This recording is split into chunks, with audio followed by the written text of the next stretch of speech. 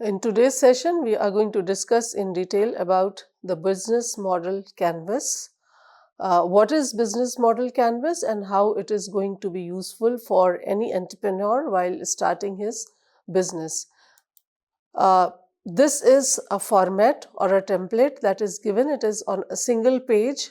So, this business model canvas is a strategic management tool that uses a visual framework to create, describe and analyze any business model.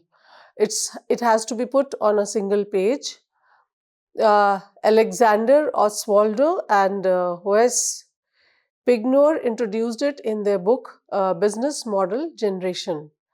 They created a one-page chart with 9 construction components, each reflecting an essential aspect of a firm.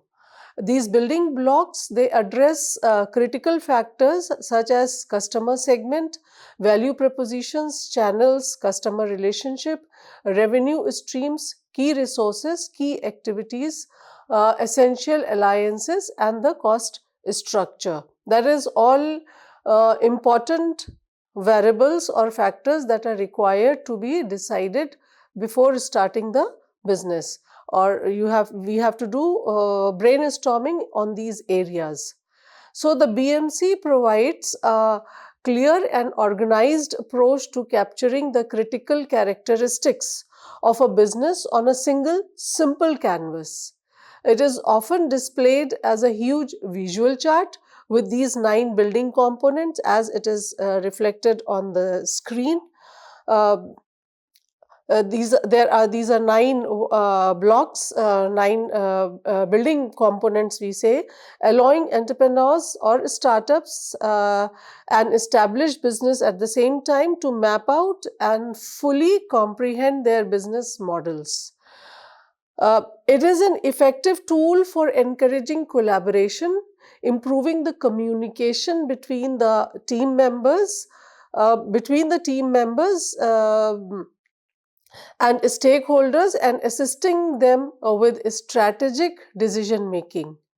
So, a BMC is not a static document because it is not necessary that you have to prepare it at the beginning of the business only, before starting the business only. That is the crucial time to prepare the BMC, but the organization may modify it or modify their canvas as and when they require. Maybe whenever they obtain some insights, they want to respond to the market changes or market shifts and fine tune their plans. It is a versatile tool used by startups developing new business models and established businesses looking to innovate or optimize their existing models.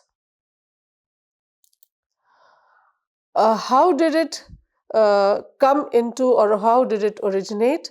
Alexander, as already I told you that Alexander Oswaldo and U.S. Pignor established the business model canvas in the year 2010 in their book Business Model Generation. It was a handbook for visionaries, game changers and challengers. Oswald, who was a Swiss entrepreneur, and Pignor, a professor at the University of Lausanne, they worked together to develop this visual tool for describing, designing, and analyzing the business model. The BMC arose from their research on business model innovation and has since become a widely used framework in entrepreneurship. Entrepreneurship as well as business strategies and innovations. The book Business Model Generation delves deeply into the notion of business models and offers practical advice on using the canvas to create and communicate the creative business model. So, BMC has gained popularity because of its simplicity, efficacy, and adaptability.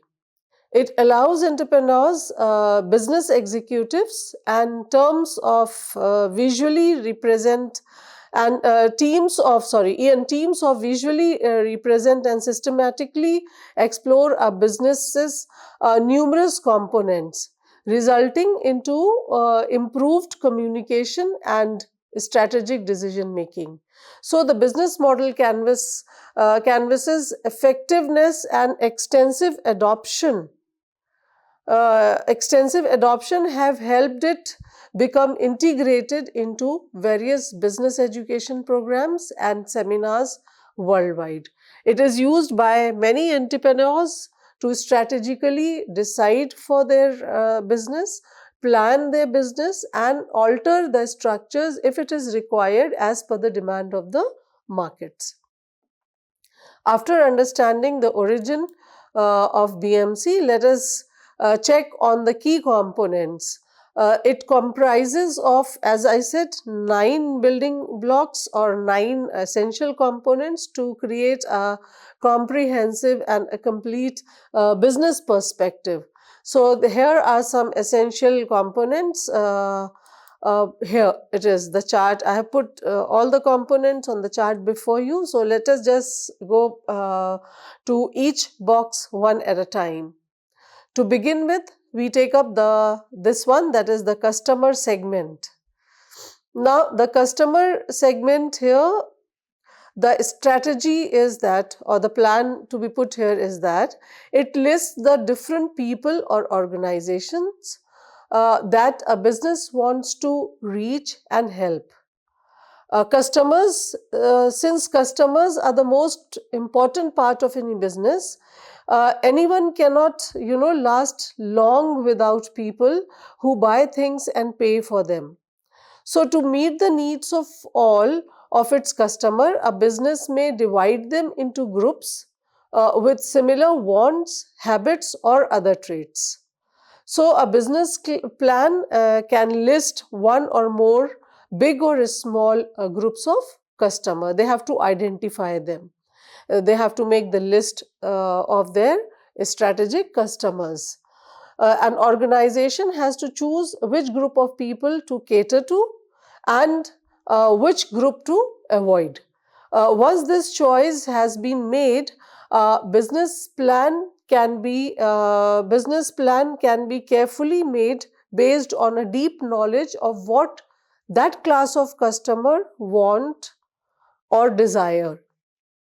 So we have to understand the different groups of customers before doing this, because there are different groups of customers. If their needs require and justify a different offer, maybe because you cannot satisfy all customers with the same product or services, so you have to understand their different requirement and their different need. They can be reached through different channels of distribution. They need different kinds of relationship.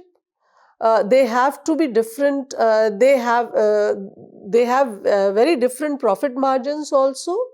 There are some customers who have willingness to pay, and they are ready to pay the large amount also, whereas there are some categories who are not willing to pay because their needs are not satisfied to that extent. So we have to understand that how to segregate or how to categorize this group of customers, their willingness to pay for different aspects of offer. For example, maybe we can say that a smartphone manufacturer's customer groups, they may comprise individual consumers, corporations purchasing in bulk for staff, and the government agencies, because they have different requirement and they have different categories of users also. So accordingly, a smartphone manufacturer will have to categorize his customer groups, maybe into individuals and government agencies, in other corporate bodies, etc. Second, we come to the next block, which is in the center of this part, that is value proposition. Center of this chart, value proposition. This value proposition describes the group of goods and services that a certain customer segment finds valuable. So you've already identified the customer segment. Now you have to understand their value proposition. What is valuable for them? The value proposition is what makes people choose one business over another, one product or service over another. It meets a need or fixes a problem for the customer. Each value proposition is made up of a carefully chosen set of goods or services that meet the needs of a certain customer segment. In this way, the value proposition is a list of all the benefits that a business gives to its clients. Some value propositions may be creative and offer something new or maybe different, which is already existing, different from what is already existing. Others may be the same as what's already on the market, but with some extra benefits or features by doing some innovation or adding some more features to the product. For example, the value proposition of a luxury electric car could include environmental sustainability, one of the feature, and cutting edge technology and premium design. So the customer who have that value proposition will be attracted to buy that, buy those luxury electric cars. After the value proposition, we come down to the third component, that is the channel. Channel means it channels this component or this block explains the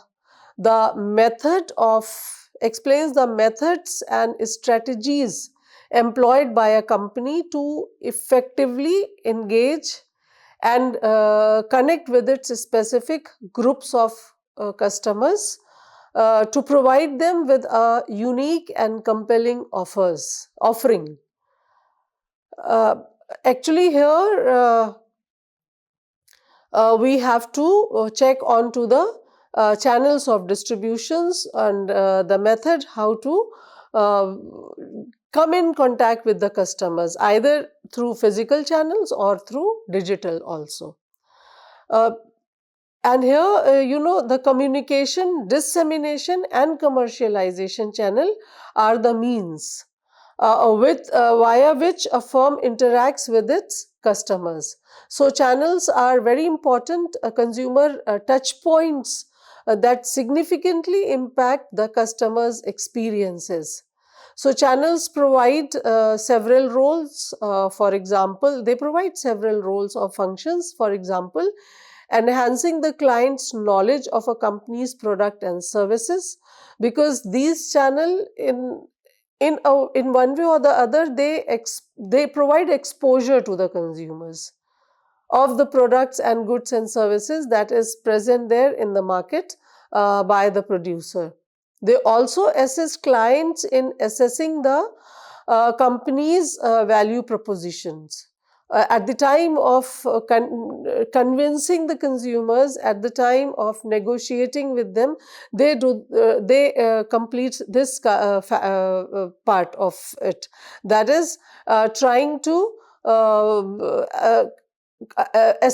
trying to assist the consumer in assessing consumers' value proposition.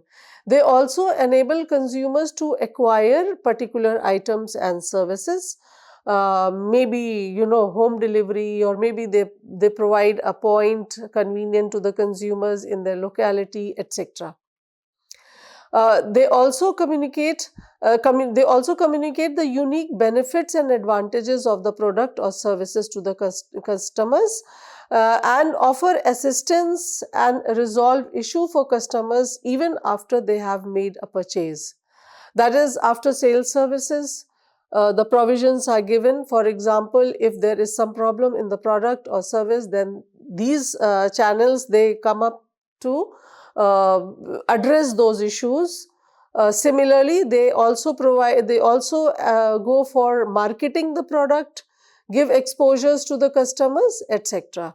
So this is the important function of channels. So here the entrepreneur who is going to establish his business or who is already doing the business, they have to decide that what channels to adopt in order to market their products or in order to come in contact with their customers. Next block or component that should be discussed is customer relationship. That is, it specifies the sort of relationships that a corporation forms with particular customer segments. It is essential for a firm to clearly define the desired level of association. uh, the desired level of association it intends to form with each specific customer segment. Relationships can range from personal to automated. Customer connections can be influenced by uh, maybe by the following motivations, that is acquiring the customers or retaining the customers. For example, maybe a personalized financial consulting services may provide one-to-one consultation, webinars and automated investment tools to meet the need of the various customers relationship. So here there are two kind, that is either you strategize yourself to capture new markets to acquire new customers, whereas on the other side the second strategy would be how to retain the existing customers, how to make them more loyal to your product. So these strategies have to be decided and designed in the best or most fruitful way. After the customer relationship, we come to the next component, the fifth component, which is key resources, this side of the block. That is, key resources, they describe the most important assets required to make a business model work. That is, all the resources that are required, maybe floating, maybe current, maybe fixed, whatever. So here key resources, they are essential for any business entity. These resources enable a business to develop and present a unique offering, access markets, manage customer relationships and generate income at the end. The required key resources, they vary based upon the company's strategy, the company's nature of business, the company's maybe location, etc. For example, a microchip producer necessitates investment in manufacturing facilities that demand substantial cash, whereas maybe a microchip designer, a designer places greater emphasis on the allocation of human resources. So key resources, they include all the tangible assets. Tangible assets here means maybe the raw material, the equipments, those are required for producing the goods and services. The monetary capital, money, financial assistance, the knowledge-based assets, maybe the technology, the human resources. It can be human resources, it can be land, it can be building, it can be anything that is needed to convert all these resources together in order to produce certain goods or outputs or services. It is called resources. So what resources are, and there are so many factors that should be kept in mind while deciding on the resources, that is whether they are easily available, whether they are available regularly, whether they are available conveniently. There should be a regular supply, no break-in, because then that is going to hamper the running of the business. So the corporation can possess or rent vital resources or obtain them from important collaborations also. This is the basic thing that any organization or business require, that is your consistent availability of the resources, and conveniently you can assemble them, put them together to coordinate. Next, we come to the key activities. So one has to frame the key activities. The key activities actually, it outlines the essential actions that a corporation must undertake to effectively implement its business strategy.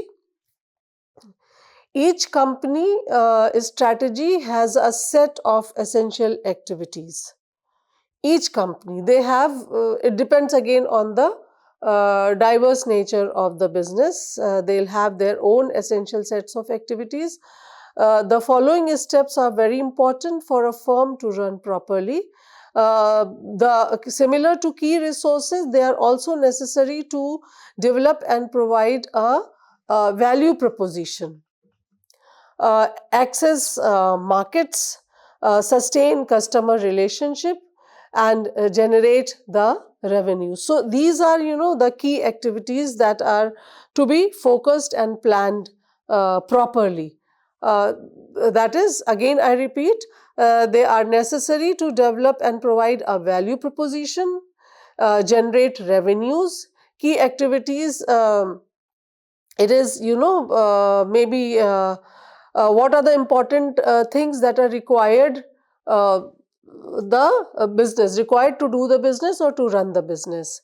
So here we have the key activities according to uh, sorry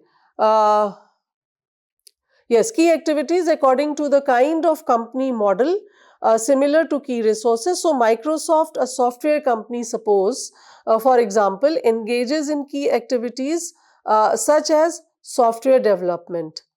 Maybe Dell, a PC maker, it engages in key activities such as supply chain management. And McKinsey, maybe a consulting firm, it engages in problem solving as one of its main activity. Uh, Similarly, we can take the example of hospitality sector, where the vital activities for a hotel includes room reservations, housekeeping, catering, and customer services. So these activities which are vital to run the business have to be designed, have to be formulated, and strategically put in this component, defining, so that it is more convenient for an entrepreneur to and remain competitive in his own field. The next component, we come down to key partnership. This is the first block here.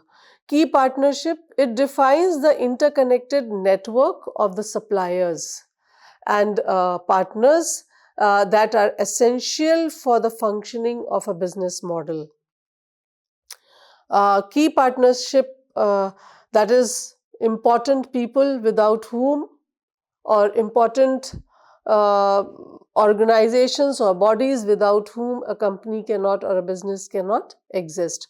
Companies establish partnership for many purposes. There are many reasons. They are increasingly become a fundamental element of numerous business models. So companies form partnership to enhance their business strategies, mitigate the risk, or get resources.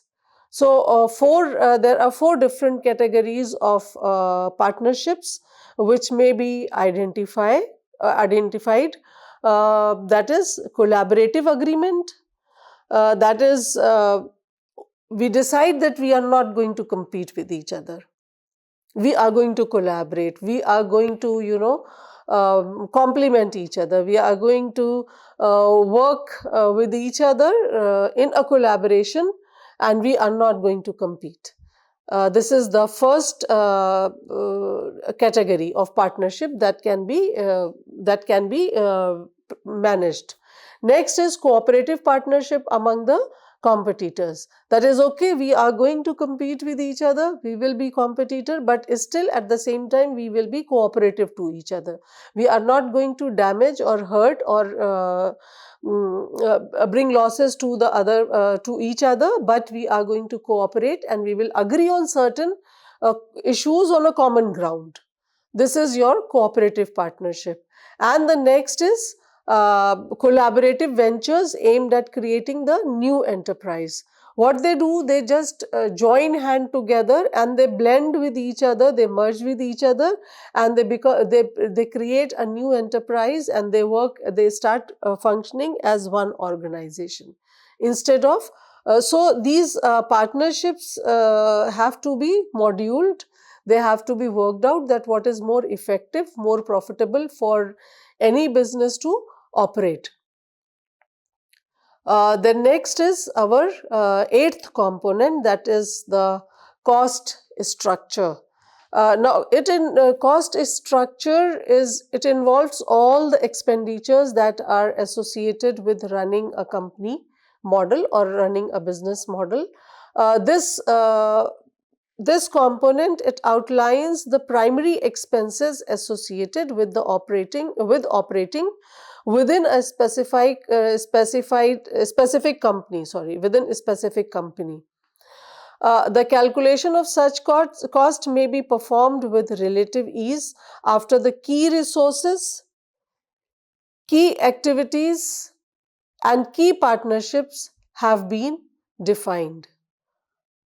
For example, the different kinds of costs that are to be taken into consideration may be, for example, direct costs, indirect costs, maybe explicit cost, implicit cost, opportunity cost. There is a huge variety of, but every cost has its own importance, and all categories of costs have to be computed and worked out beforehand, so that you know that what expenditures fall in making or manufacturing these goods or services or providing certain services.